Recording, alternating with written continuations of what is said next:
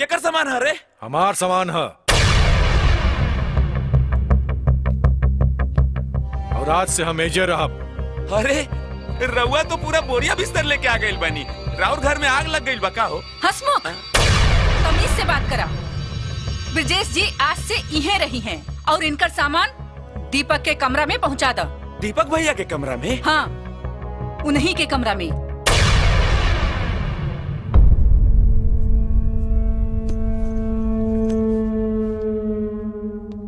रुको, तू लोग हमरा भैया के ऑफिस पे कब्जा कर लेला, हम बर्दाश्त कर लेनी, लेकिन एक बात याद रखिया, हम अपना जीते जी भैया के कमरा पर तोहार कब्जा ना होके दे।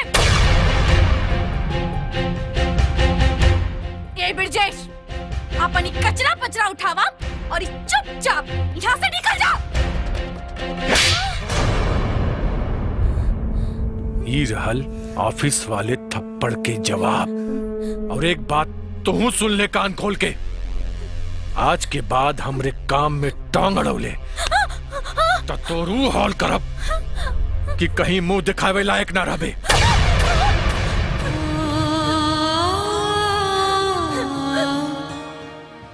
हसमुख, तू मुंह का देखा तारे? इनका सामान दीपक के कमरा में पहुंचा दे। जी मालकिन।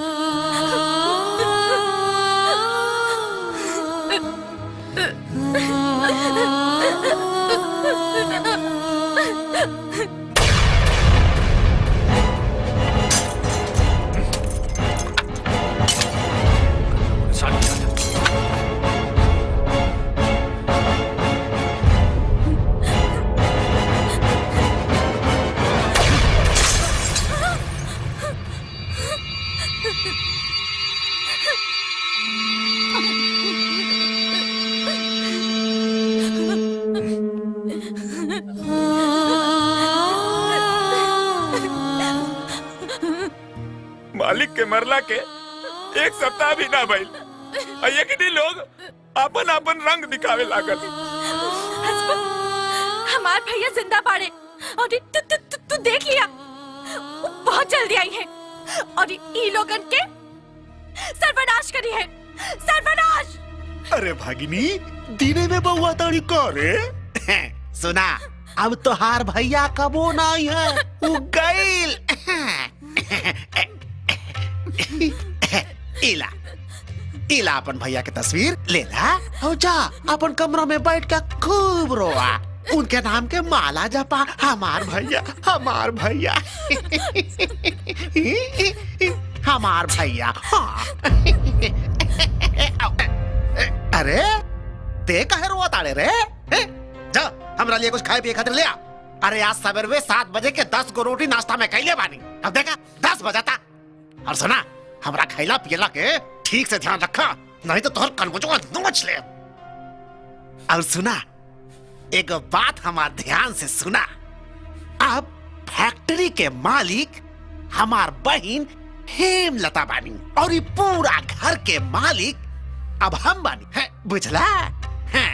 तो रोज 10 को रसमलाई, 3 लीटर दूध, आधा किलो काजू बादाम, और अगर 3 टाइम नाश्ता 3 टाइम खाना हमरा के नहीं देला ना, तो तोहार नौकरी खत्म। खत्म।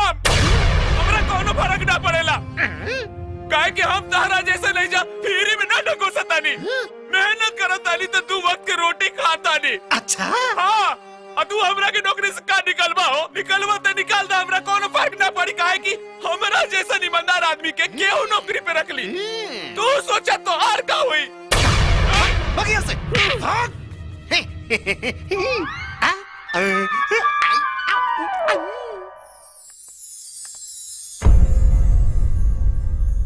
आरती बिटिया, ये हवन ब्रजेश बाबू और ये उनका छोट भाई रंजीत बाबू। इनकरा से ही तोहार बियाह तय होत बा। वैसे था हम शुरू से आरती से ब्याह कर चाहत रही, लेकिन कबो बताओ ना, हम सरप्राइज देल चाहत रही। हमरा के तो लड़का पसंद बा, और वैसे भी तू दोनों जने एक दूसरे के जानत बाड़ा। हमरा तरफ से ही बियाह पक्का। देखिए अनु बाबू, आरती अब हमारा घर के बहू बने वाली बड़ी है। और हमारा कुल खानदान में बियाह भइला के बाद बहू बेटी घर से ना निकले, नौकरी ना करेनी। रघुआ आरती जी से कह दे कि वो काल से नौकरी से इस्तीफा दे दे। हाँ, कहीं घूमे फिरे भी जाए के होता रंजीत के ही साथ जाइए। ठीक बा, जैसन राहुल मर्जी। आरती बिटिया, तू नौकरी से इस्तीफा दे दे। कल से तुम्हारा ऑफिस जायल बंद, समझ लू? जी बाबूजी।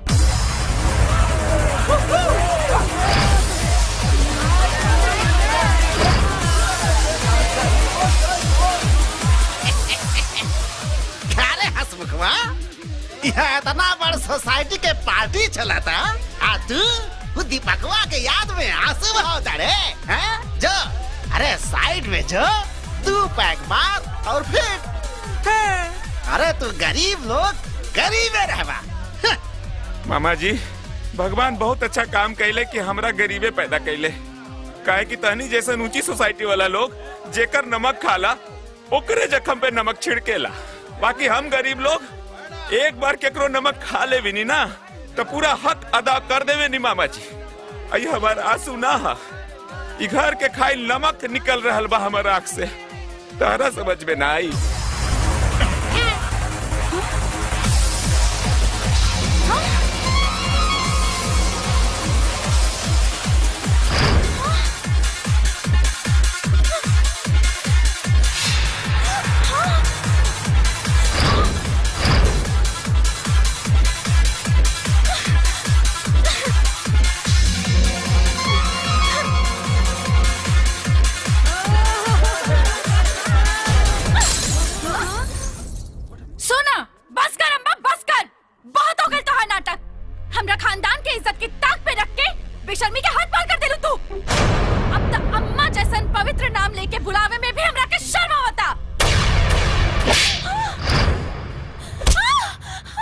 अगर अपना जबान से एक लफ्ज निकल ले तो तोड़ जबान खींच ले।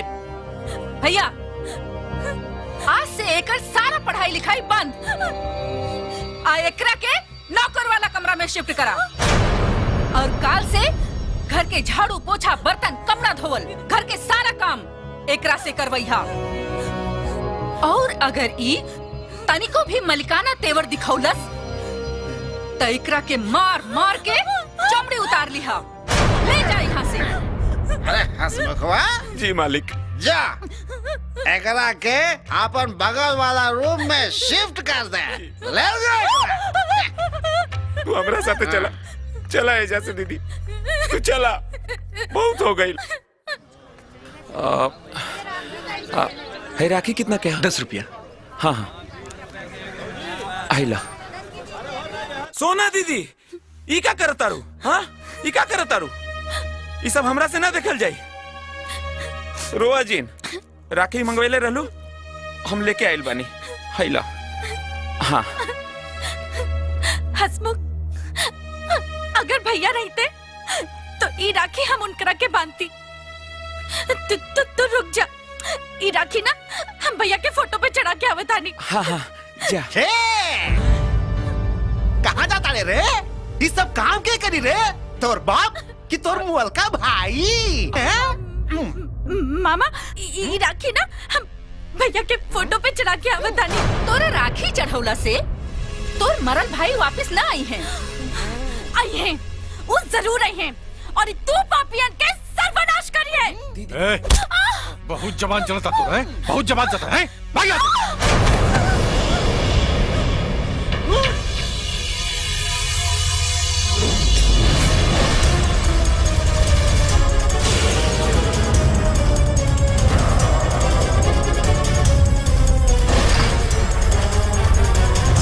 दीपक भैया,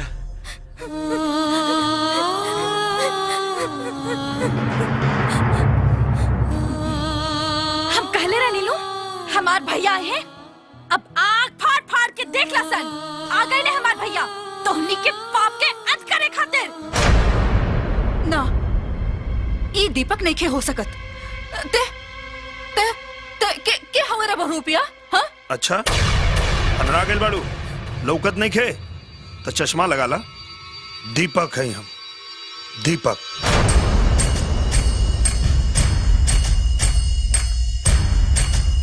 हेलो। हाँ हेलो, हाजी साहब। हाँ बोली। आजी साहब रहुआ तो जाना तानी ना कि दीपक के मरला हफ्ता 10 दिन हो गए। हाँ तो हमारा घर में दीपक के चेहरा वाला कौनो बहरूपिया आइल बा, वो अपने आप के दीपक कहा था। रहुआ जल्दी आई। ठीक बा। थोड़ी देर रुक जो, आजी साहब आवत रहे, वो खुदे बता दिए कि तिके हुए। आईजी के बुलाला, डीआईजी के बुलाला, कलेक्टर के बुलाला और मन करे तो मजिस्ट्रेटों के बुलाला। तू अपने पिछवाड़ा के पूरा ताकत लगाला, तोरा पिछवाड़ा से हवा निकल जाए, लेकिन तू साबित ना कर पेबा कि हम दीपक नहीं। सही सोचता रहा तू लोग, एकदम सही सोचता रहा। हम दीपक ना है, हम वो दीपक ना है जो ना कि तू लोग अपना इशारा पे नचावत रहा। जब उठे कहा तो उठे और जब बैठे कहा तो बैठे। हम वो दीपक हैं जौन अब तोहनी के बंदर की तरह न जाए। अब तो हमरा पूरा यकीन हो गई कि तय हमार बेटा ना हुए, कहे कि हमार बेटा तहरा जैसन जानवर ना रहे। सही कह दिया बुढ़िया, हाँ ये सही कह दिया। हम तोर बेटा ना है, हम तोर बेटा है ये ना है, हम तो तोर सौतेला बेटा है। भैया बहुत शुभ दिन के आइला भैया, और हमरा विश्वास के टूटे से बचा लेला।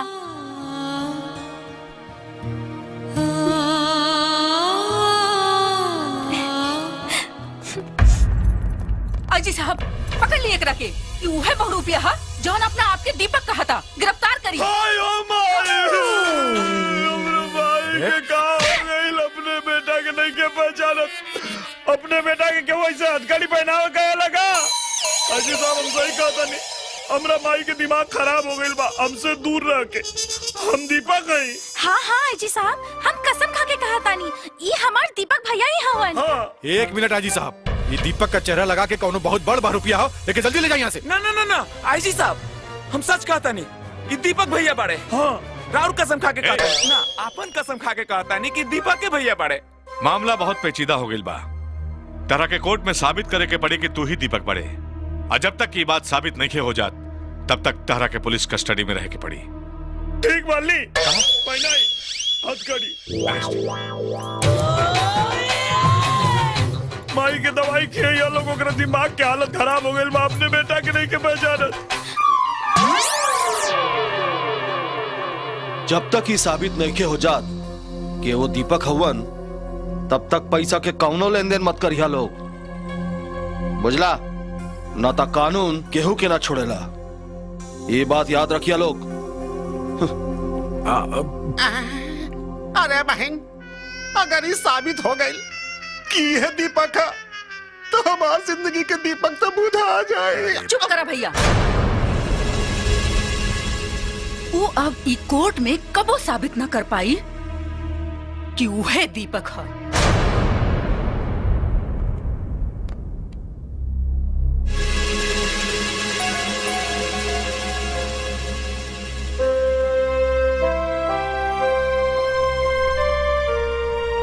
अदालत की कार्रवाई शुरू की जाए। हाँ तो मिस्टर, आपकी माता हेमलता जी का कहना है कि आप उनके बेटे नहीं हैं। जी वो सही कह रही हैं, मैं उनका बेटा नहीं हूं। अगर ये मेरी माँ होती तो मुझे सीने से लगा लेती, कोर्ट कचहरी के चक्कर नहीं लगवाती। दरअसल ये मेरी माँ नहीं, सौतेली माँ है। आखिरी बार आपको 8 दिन पहले देखा गया और फिर अचानक से आप गायब हो गए। कहाँ चले गए थे? हॉस्पिटल में मेरा इलाज चल रहा था। ओह, हॉस्पिटल में इलाज? किस चीज का? मेरी गाड़ी का एक्सीडेंट हुआ था। अच्छा अच्छा अच्छा, आपकी गाड़ी का एक्सीडेंट हो गया और आपकी गाड़ी खाई में गिर गई, तो फिर आप अस्पताल कैसे पहुंच गए? जी नहीं, मेरी गाड़ी खाई में नहीं गिरी थी, मेरी गाड़ी ट्रक से लड़ी थी और एक्सीडेंट के बाद मैं बेहोश हो गया। जब मुझे होश आया तो मैंने अपने आप को हॉस्पिटल में पाया। यस योर ऑनर, मेरे मुवक्किल बिल्कुल सही कह रहे हैं। ये रहा संजीवनी हॉस्पिटल का बिल।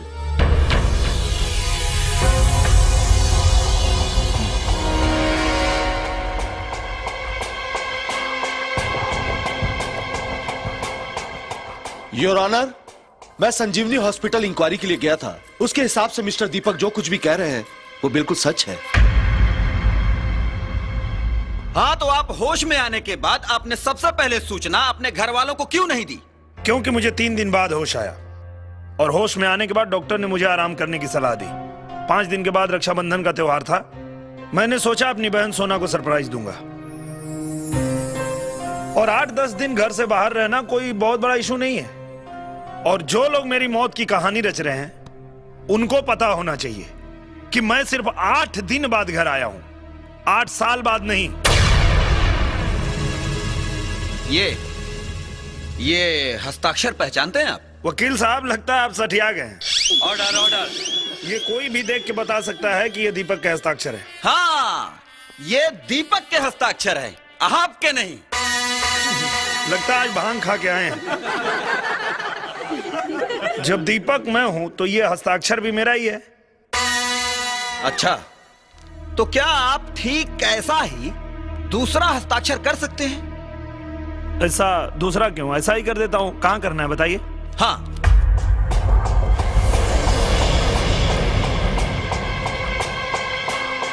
संभल कर दीपक साहब, दूसरों के हस्ताक्षर की कॉपी करना इतना आसान नहीं होता।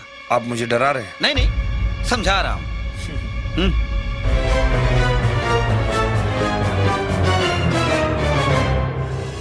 Thank you your honour. मैं सिग्नेचर एक्सपर्ट से इस आदमी के सिग्नेचर और दीपक यादव के सिग्नेचर का मिलान कराना चाहता हूं ताकि यह साबित हो सके कि ये जो शख्स अपने आप को दीपक यादव कह रहा है, क्या यह दीपक यादव ही है या उसका हमशक्ल? इजाजत है। Thank you milord. लीजिए राणा साहब, और सिग्नेचर की रिपोर्ट जल्दी मंगवा दीजिएगा। ओके। सिग्नेचर एक्सपर्ट की रिपोर्ट आने तक कोर्ट को मुलतवी किया जाता है।